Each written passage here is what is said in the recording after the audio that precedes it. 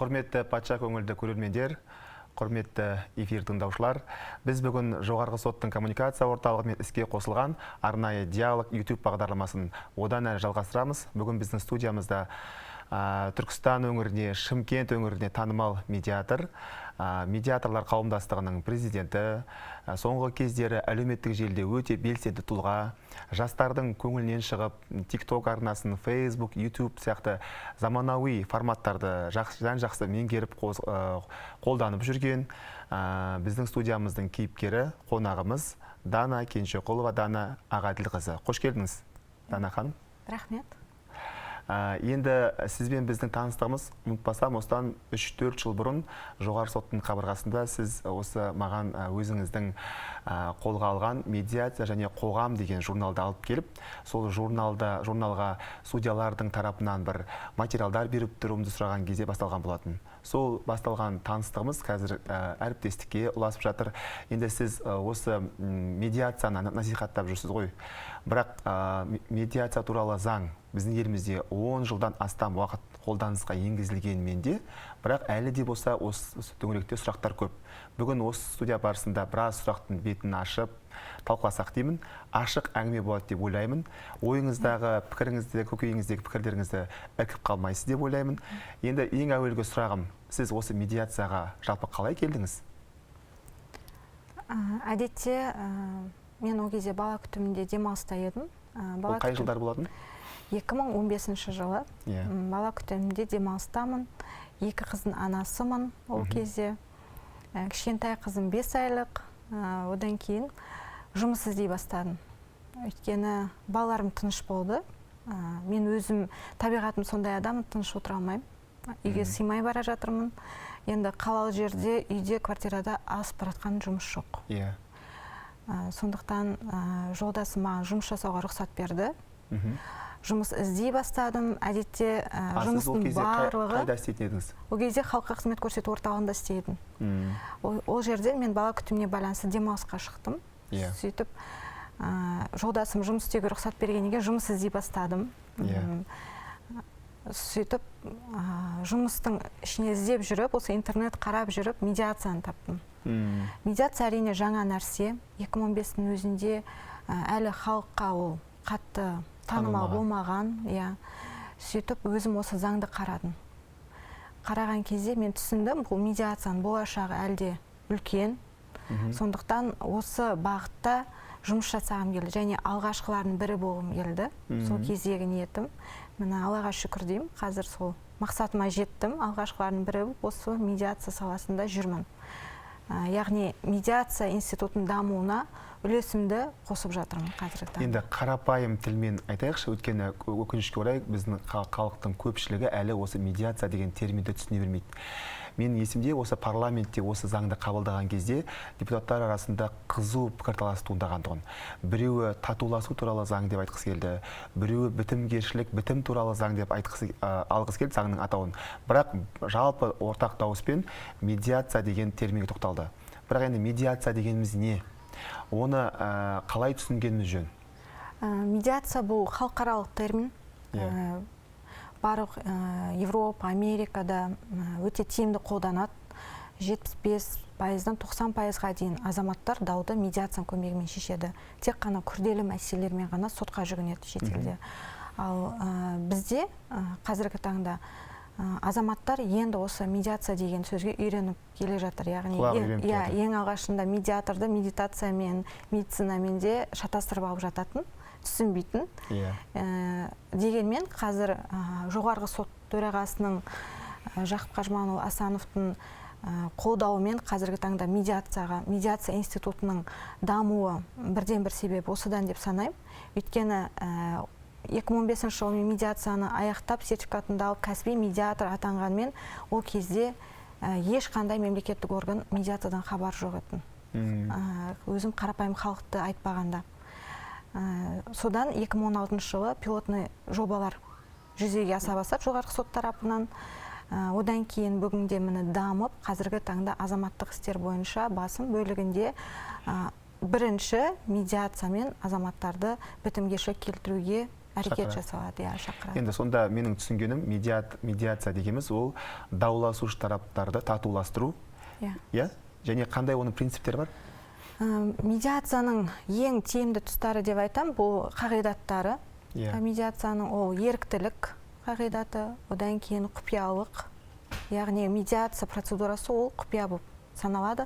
Мен ойлаймын, қазіргі таңда дамымай жатқан себебі де осыдан шығар, өйткені даулы мәселенің барлығын қазір енді әлеуметтік желіге бір жерге шығарып жария қылмайды. Өйткені бұл құпия процедура болғаннан кейін ол жерде адамның жеке басының құпиясы, жасырын қалады.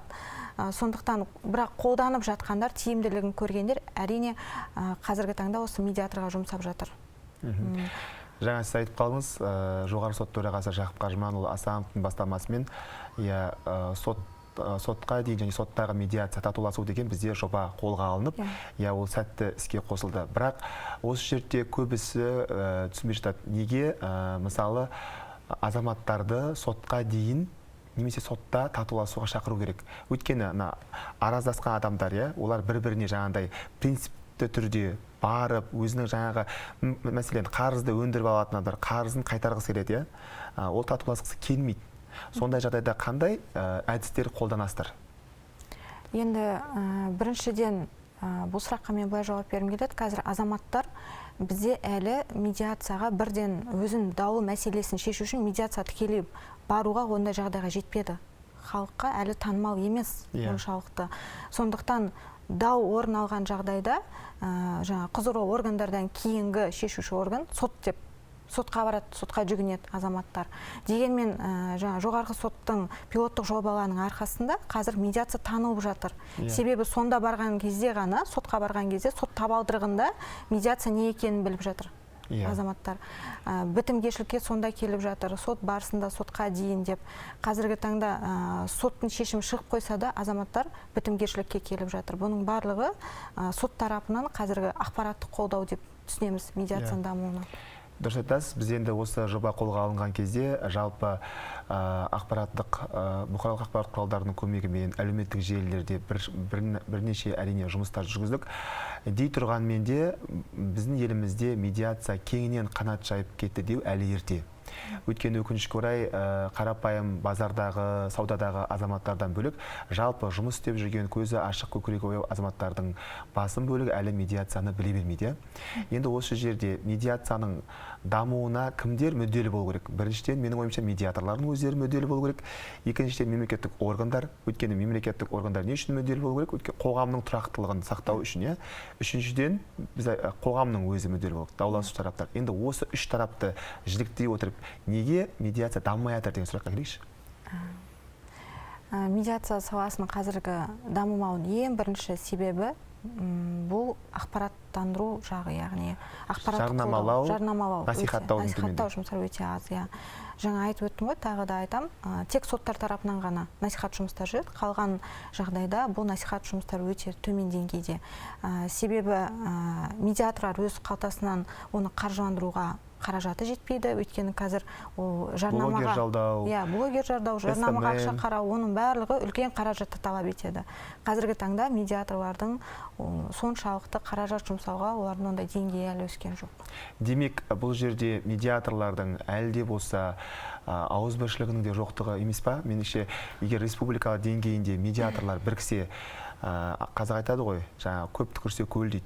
Барлығы бірігіп ақша шығарса, неге мысалы жаңа республикалық телеарналарға, бір YouTube подкасттарға шықпасқа болады ғой? Мен бұмен келісем, енді әркім көрпені әр жаққа қарай тартып жатыр ғой қазіргі таңда. Медиация орталықтары көп. Қателеспесем, Қазақстан бойынша 200 медиация орталығы тіркелген.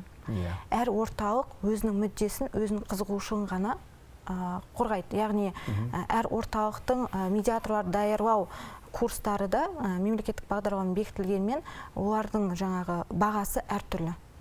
Сондықтан бұл жерде қазір медиация орталықтарының бірігіп жұмыс жасауына осы нәрсе кедергі, яғни әлі жүйе жоқ бұны қарайтын.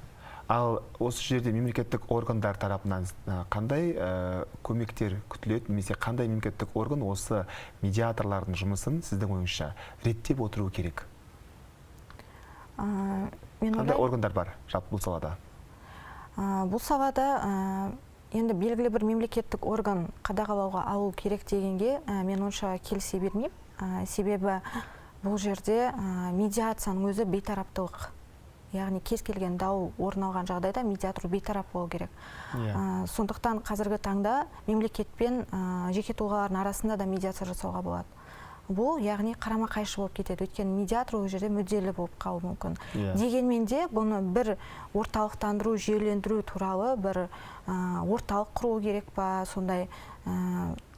Мәселен, республикалық адвокаттар алқасы сияқты бұл медиаторлардың да бір республикалық алқасын құру керек шығар. Республикалық бір коллегия болу керек. Осы 200 орталықтың басын біріктіретін деп ойлаймын. Бір бағытта біріктіретін. Өйткені бұл ғана кедергі болып жатқан жоқ медиацияның дамымай қалуына.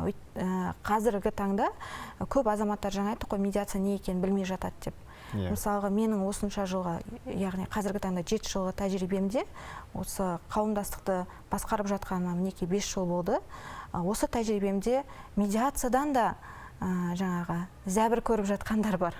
Былайша айтқанда. Өйткені бұл жерде медиаторлардың біліктілігі, азаматтардың медиациядан хабардың жоқтығынан медиаторлар мынау шалғай жерлерде өзінің осы асыра сілтейді. Асыра сілтеп заңды қол қойдырып, соңында азамат ол неге қол қойғанын да түсінбейді.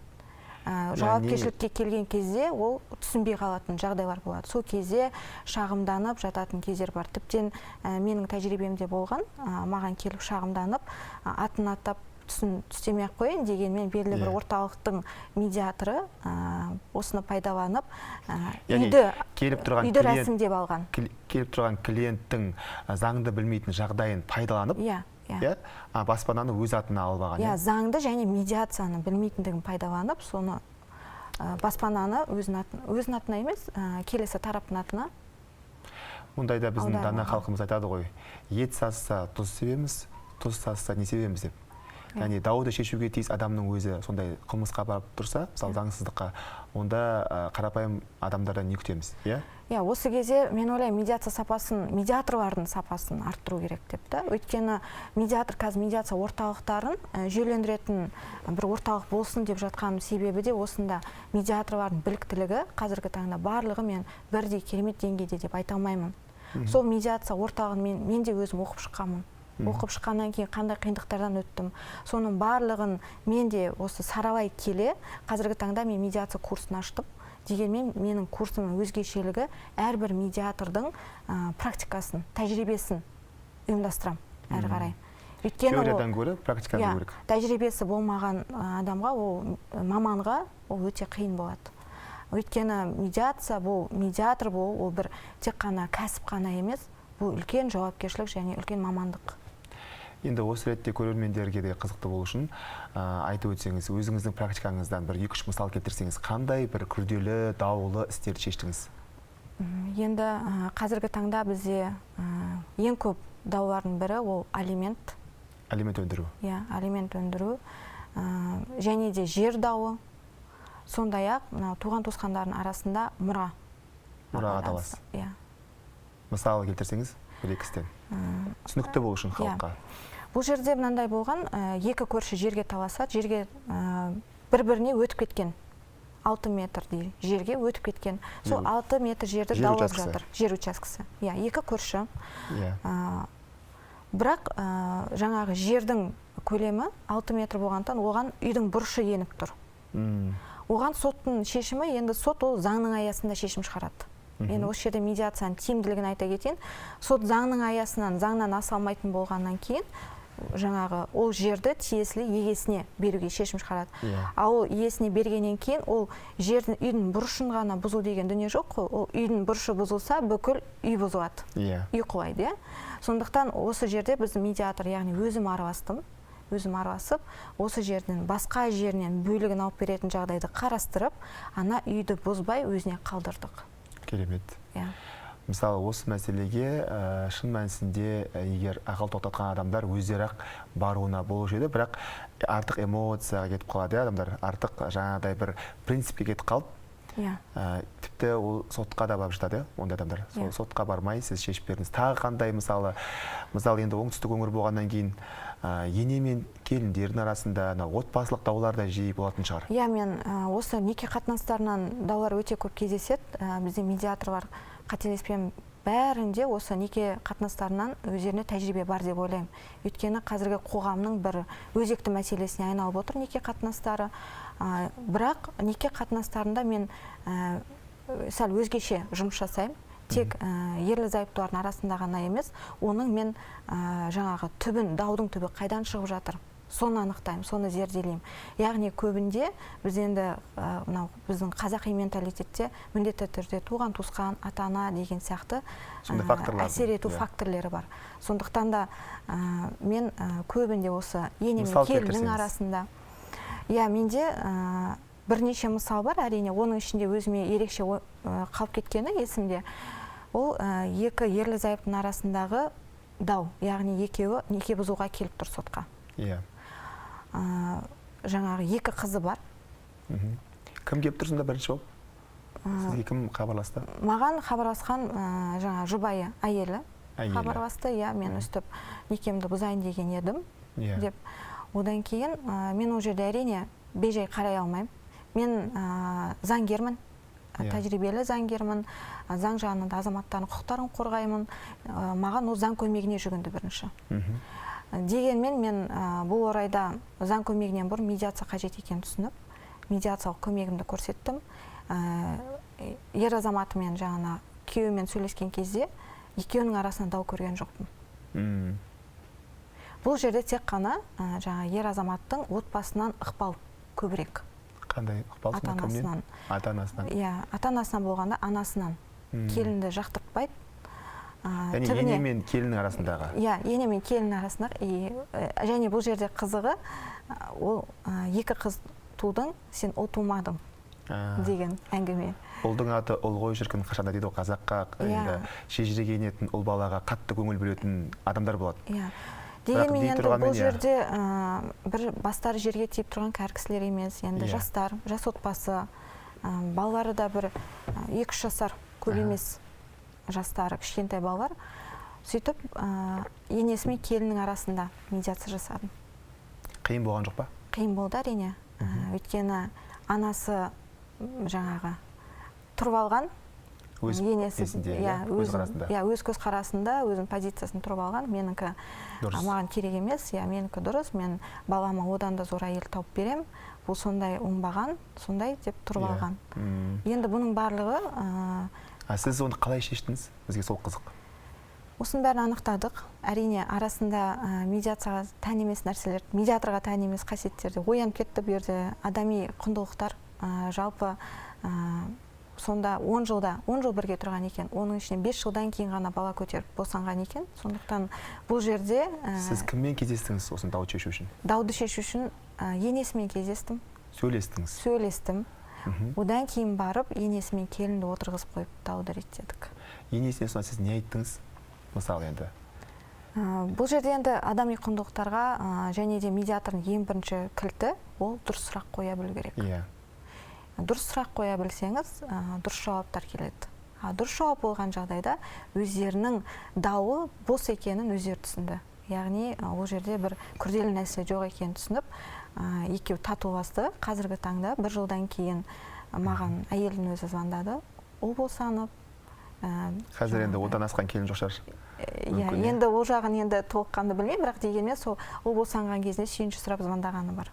Яғни сіз сол отбасының сақталып қалуына өз ықпалыңыз тигіздіңіз, және жаңағы енесінің ақылға келуіне әсер еттіңіз, Бұдан да басқа неке қатынастарын тағы да айтқым келетін қазіргі таңда өзекті мәселе, көбінде мынау иманға келіп жатқаны дұрыс жастарын мен қолдаймын.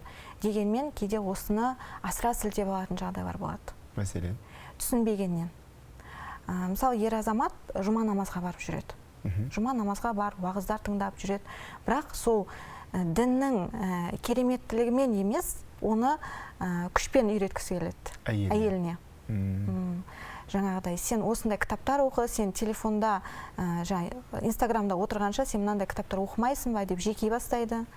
Әрине, ол діннен хабар жоқ әйелге ол дінге шошып қарайды. Яғни дұрыс қабылдамайды оны. Кері әсер етеді. Кері әсер етеді. Одан кейін мен еркекпін, өзім білем. Сен әйелсің, тыныш отыр. Өзінің кеткен жерінде айтпай кетеді. Сөйтіп ерлі зайыптардың арасына ерегіс басталады. Түсініспеушілік. Иә, әйел де үйінде отырмайды, ақыр сен айтпайсың, мен де айтпаймын, өзім білем. Бір-бірінің қайда жүрген бір-біріне айтпайды. Ауызбіршілік кетті. Иә, ауызбіршілік кеткен. Бұл жерде жаңа ер азамат маған өтініш жазуға келді, ажырасуға. Ол кезде де мен жаңағы сотта кезде кезекшілікте отқам. Бірден мен айттым, ажырасып, арыз жазып 5 минутта үлгересіз, қазір-ақ жазып беремін дегенмен де бұл мәселені реттеп көрейік. Өйткені орталарында ұл мен қыз бар. Бала болғаннан кейін мен өзім жаным шыдамайды ондай кезде. Сөйттім де екеуін әйеліне звондаған едім, ол бірден келсе кетті. Қазір мен 15 минутта жетем деп. Сот ғимаратына жақын жерде тұрады екен. Сөйтіп бірден келіп, екеуінің ортасына медиация жасап, менен әлде қайда жастары үлкен ерлі зайыптылар, соңында кетіп баратқан кезінде екеуін татуластырып, мен медиацияда қол алыстырамыз біз. Сөйтіп қол алыстырып, екеуін енді ерлі зайыптар болған, енді осы қолдарыңыз жібермей әрі қарай бірге жұптарыңыз жазылмай кетіңіздер деген. Оны тікелей қабылдап, кейін терезеден қарасам да екеуі қол ұстасып кетіп бара жатыр. Бұдан артық енді медиаторға бақыт жоқ шығар деп ойлаймын, өйткені біздің мақсатымыз, жұмыстағы ниетіміз жаңа дауласқан елді біріктіру ғой, бітімге келтіру. Сіздің практикаңызда болды ма? Енді әрине ерлі зайыптылар көбінесе жастар ғой, енді жастықтың аты мастық деп қателеседі. Ал үлкен кісілердің тарапынан қате кеткен, бір дауласып кеткен сәттер болды ма? Ондай жағдайларда болды. Дегенмен жас болғаннан кейін менде сәл кейде ыңғайсыздық туындап жатады ондай кезде. Өйткені мен қазір есімде қалып кеткен, ол да бір ерекше оқиға. Жаңағы әке мен баланың арасында. Әкесі 90-ға таяп қалған кісі. Ақсақал. Баласы осы 60-тан асып 60-қа жетіп қалған 2 ұл. 2 бала. Ағайынды 2 бала. Ағайынды 2 бала. Өздері 60-тан асқан. Өздері 60-қа таяп қалған, біреу 60-тан асқан кісі. Бұл жерде енді олардың даудың мәні әкесіндегі қара шаңырақ. Үй. Ол кісі қара шаңырақты кіші ұлына жазады. 60-қа жақындаған. Сөйтіп, ол кісі енді болай болып кетсем, балалар таласпасын деген мақсат шығар енді. Өзі сөйтіп, шешімі енді солай қалдырады. Дегенмен, сол кіші баласы ол шешімін асыра сілтеу жереді. Әкесінің көз тірісінде үлкен ағасы мен 2 бауырының арасында кішкене түсініспеушілік туындай бастайды. Соңы үйіне кіргізбей қоюға дейін алып келеді. Кімді кіргізбейді? Үлкен ұлын кіргізбей қояды. Ағасын? Ағасын. Ағасын. Інісі ағасын кіргізбей қояды. Әрине бұл екі ортада дау болады. Кіргізбегенде бұл кәдімгідей кіргізбей қою емес, участковый шақыртып. Кәдімгі участковый полицияны шақыртып кіргізбей қояды. Бұл менің меншігім. Былайша айтқанда ағасының да ол өзінің қара шаңырағы ғой? Сөйтіп анасына Құран оқытуға келейін десе не кіре алмайды үйге. Ақырында оны әкесі енді... Ол оқиға қай жақта болып тұр? Осы Жетісайда. Осы оңтүстік өңірде болып тұр, Содан? Әкесі оған да наразы болады. Наразы болып әрине ұлына ұрсады. Ұлы бұл менің үйім деп ол әкесінде шығарып жібереді. Әкесінде қуып жібереді? Әкесі ол уақытта... Әкесі қайда барады? Қызының қолына барады. Қызы мен күйеу баласының қолына барады? Енді өзіңіз ойлаңыз, 90-нан асып 90-ға таяп қалған кісі ғой шамасы. Өзінің көзі тірісінде ұлдары бір қара шаңыраққа таласып жатыр. Қандай ауыр жағдай. Ол кезде ол жерге барып, менің бір медиатор болып қатысуым өзі бір маған өте үлкен жауапкершілікті сезіндім. Біріншіден, екіншіден ыңғайсыздық туындатты. Өйткені біз ол кісілерден керісінше үлгі алатын адамдармыз ғой. Қазіргі таңда енді маған ыңғайсыздық туындатқан сол нәрсе болды, ол кісілердің жас ерекшелігі. Дегенмен мен мақсатыма жеттім. 2 ай дегенде жеттім бұл мақсатыма. Жаңағы үлкен ұл мен әкесінің алдындағы қарым-қатынасты реттедім бірінші. Одан кейін барып екі бауырдың арасында қарым-қатынасты реттедім. Одан кейін әрі қарай үшеуінің қарым-қатынасы реттеліп, әкесі үйіне келіп, қайтадан үйді әкесінің өзінің атына аударып берді. Солай шешілді. Сіз осы жерде мысалы қалай енді өзі қараңыз, өзі әкесі, бір әкенің үлкен 60-тан асқан үлкен кісілер, иә, былайша ақыл тоқтатқан немерелері бар кісілер шығар енді өздерінде. Олар бір-бірімен татуласа алмай жатқанда сіз қандай тәсілді қолдаңыз? Қандай сөздер айттыңыз, сондай сиқырлы сөздер? Бұл медиаторның сиқырлы сөздері. Мен курсыма келгендер үйретемін. Жоқ, енді мысалы, енді түсінікті болу үшін қалай ықпал ете алдыңыз жаңағы кіші ұлдың, енді 60-қа жақындаған? Иә, енді бұл жерде сөз өнері. Әрине, бәріміз де білеміз ғой, қазақтың сөзі өте бай. Қазақтың қазіргі таңда бір ауыз сөзбен үлкен дауларды шешуге болады.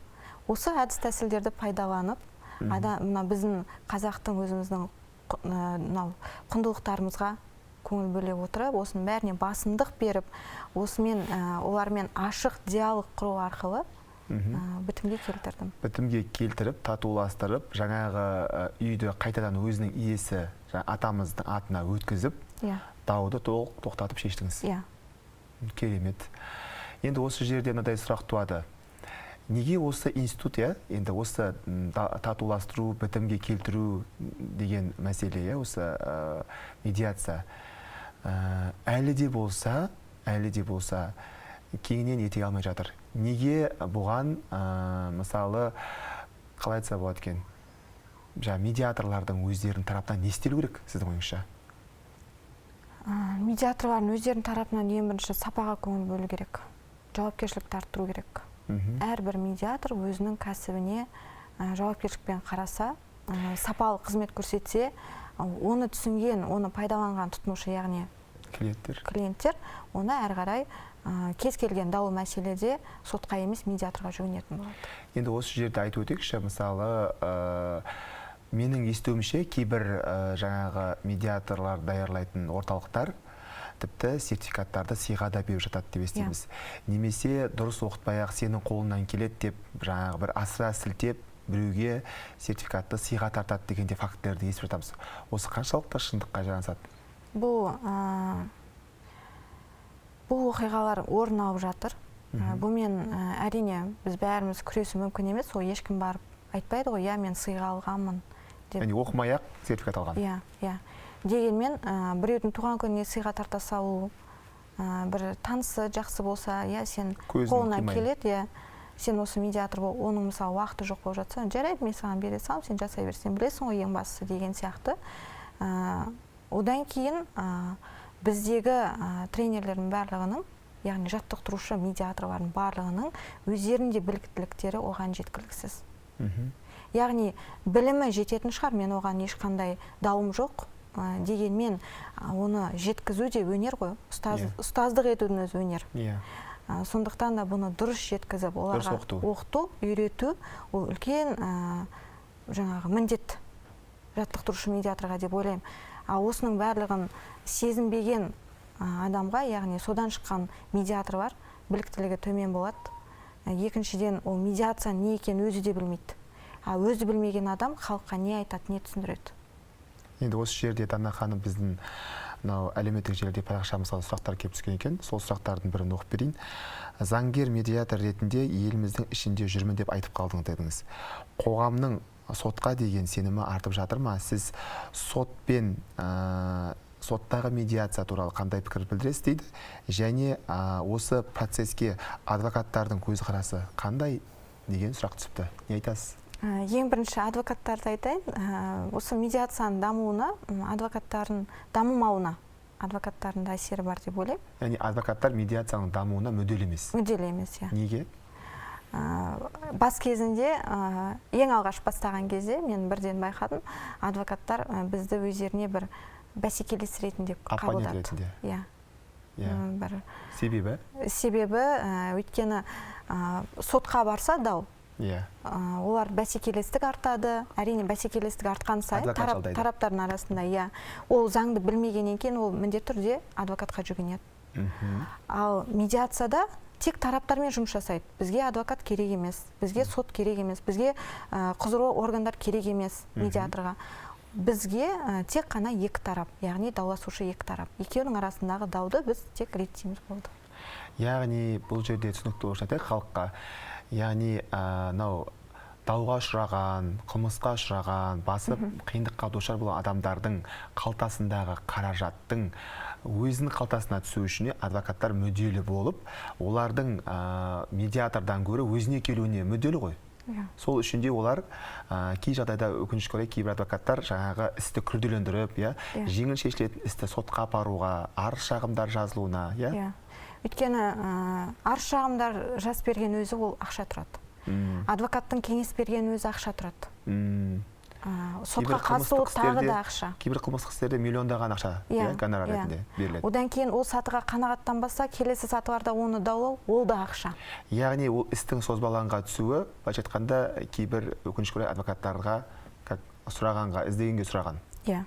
Сондықтан да біз осы жоғарғы соттың бастамасымен қолға алынған жоба енді өзінің нәтижесін беріп жатыр деп ойлаймын. Дей тұрғанмен, жалпы қоғамның сотқа деген сенімі артып жатыр ма? Сіз қалай ойлайсыз? Қазіргі таңда мен жаңа айтып өттім, мен өзім заңгерлік қызметпен де айналысамын. Яғни азаматтарға заңгерлік кеңес, заңгерлік қызметтерімді ұсынамын. Медиациядан бөлек. Бұған келуімнің себебі менің мақсатым, яғни медиацияны дамыту. Өйткені халық қандай дау болса да, ол бәрібір де адвокат немесе заңгер іздейді. Бірақ ешкім медиаторды іздемейді ғой, өйткені медиацияны білмейтін екен. Сондықтан мен әрі қарай маған келген кезде азаматтар, мен оны ең алдымен медиация арқылы шешуге тырысам. Заңгерлік қызметімді жалғастыруымның себебі де осы. Яғни азаматтарды медиацияға үйрету. Өйткені олар алдымен маған келеді, мені іздейді. Ал қазіргі таңда соттарға сенімділік артып келе жатыр деп ойлаймын. Себебі менің қазіргі таңда тәжірибемде соттарда біз әділдікке қол жеткізіп жатырмыз. Яғни халық арасында тарап жатады ғой, жаңағы бұрыннан келе жатқан мүмкін өздерінің арасындағы стереотиптері десек те болады. Жаңағы сотқа ақша бермесең, сен оң шешім шықпайды. Пара бермесең. Пара бермесең, оң шешім шықпайды деген. Өкінішке орай, Бірақ бұның барлығы жалған. Миф.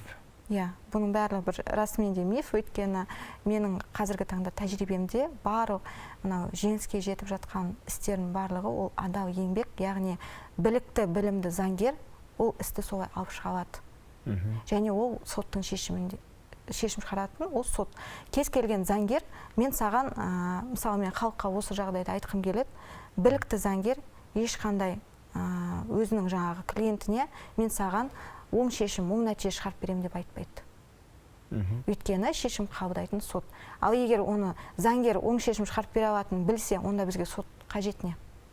Оң шешім шығара алатын болса, сондықтан кез келген дау, ол жерде дау туындағаны екі тараптың арасындағы ол жердегі келіспеушілік. Ол жердікі кімдікі дұрыс, кімдікі бұрыс екен, заң аясында оның шешім қабылдайтын сот. Сондықтан бұл жерде мен айтам, соттар әділ шешім шығарып жатыр. Мен ұтылған жағдайларында болды. Мен оған да қанағаттанам, өйткені барлығы әділ заңды. Қанағаттанбаған жағдайлар болған кезде апелляциялық сатыда сол істерді біз анығына, дәлеліне жетіп жатқан кезіміз болған. Демек, қазіргі таңда сіз заңгер ретінде, медиатор ретінде соттардың басым бөлігі жалпы әділдік, әділдікті басшылыққа алып, заңды шешімдер қабылдап жатыр деп айта аласыз. Айта аламын. Және осы жерде тағы бір кішкене мысал ретінде айтқым келеді. Маған осы қоғамда белсенді болып жүргеннен кейін, және әлеуметтік желіде белсенді болғаннан кейін азаматтар хабарласып жатады. Тіптен бір күні мені ортаға делдал қылмақшы болған. Ол бір адвокат осындай іс жүргізіп жатады. Сөйтеді, шешім шығатын уақытқа бүгінгі соңғы процесс, оған сіз қазір 500 мың теңге таппасаңыз, сіздің ұтылып қаламыз бұл істен. 500 мың теңге не үшін? Ол жерде жаңағы үй дауы болып жатыр, баспана дауы. Сол жерде 500 мың теңге берсеңіз, жаңағы сотқа пара ретінде беру керекпін, сот пен прокурор екеуіне деп айтады. Сөйтеді, сол кезде сіздің жаңағы неңіз оң шешім шығады. Оң шешім шығару үшін, яғни 2 сағаттың ішінде ол көп балалы ана. Ол айтады, мен қақтан табамын.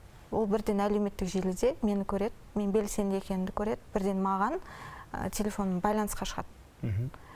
сізден өтініш, маған 500 мың теңге табу өте қиын, көпбалалы анам, мен 2 сағатты қазір қайдан табам? Мен қазір кредитте маған ондай шықпайды, шықса 200 мың шығады, сіз сол сотты танысаңыз сөйлесіп беріңізші дейді. Мені делдал. Содан? Осы жағдайда әрине мен бірден соттың төрағасына бұл жағдайды жеткіздім, қабылдауына барып. Бұның барлығы жаңағы анықталды. Яғни бұл адвокаттың өзінің шығарып алған Жалған түсінігі. Жалған түсінігі емес. Ол тағы да қанағатсыздығы дегім келеді. Өйткені осы жаңағы процесте оң шешім шығатынын білді. Нәтижеге жеткізіп жатқанын көрді. Оппонент жеңіліп жатқанын көрді. Уже енді тәжірибелі адвокаттар біз оценка баға бере аламыз ғой, кез келген іске баға бере аламыз, қандай нәтижеге қол жеткіземіз деген сияқты. Ол баға берді, нәтиже оң шығатынын білгеннен кейін, уже бүгін процесс шешім шығатын болғаннан кейін, ол алдыда бірден осыдан ақша істеп қалайын деді, өз қалтасын ойлап. Түсінікті, яғни осы оқиғада адвокаттың өзінің жаңағыдай заңды бұзғаны анықталып, соңында ол жаңағы сіздіге келген клиент өзінің сәл болмағанда алаяқ адвокаттың құрығына түсіп қалуын. Сол жерде бірден мен оған кеңес бердім, адвокаттан бас тартыңыз, процеске өзіңіз де қатыса аласыз, арыз бәрі жазылып қойған, осындай деп мен оған бастапқы кеңесімді беріп жібердім. Адвокаттан бірден ол сенім хаттан бас тартып, өзі қатысып, шешімін алды. Әлі күнге дейін ол риза. Сол кезде әлеуметтік желіге де шығып айтқан болатын бұл оқиға бойынша. Яғни осындай жағдайлар соттарға жаңағы имиджіне нұқсан келтіріп жатыр деп ойлаймын. Және осындай жағдайлардың арқасында халықтың арасында ақша бермесең тірлігің сотта оң шешім шықпайды деген түсінік қалыптасып жатыр. Алайда ондай емес. Қазіргі таңда заңның үстемдігі орын алып жатқан заман. Заңды өз құқығыңды біліп жатсаң, оң нәтижеге жеткізу әбден мүмкін. Дана Ағаділқызы, біз студиямызға келіп, осындай мазмұнды, қызықты әңгіме айтқаныңызға, өз практикаңызбен бөліскеніңізге көп рахмет. Әрине, бұл тақырыпты алдағы уақытта талқылайтын боламыз. Өйткені көрермендер тарапынан мен ойлаймын, қызығушылық туытты деп. Енді құрметті көрермендер, құрметті ағайын, осымен біздің бүгінгі сұхбатымыз тамам. Қош, сау болыңыздар.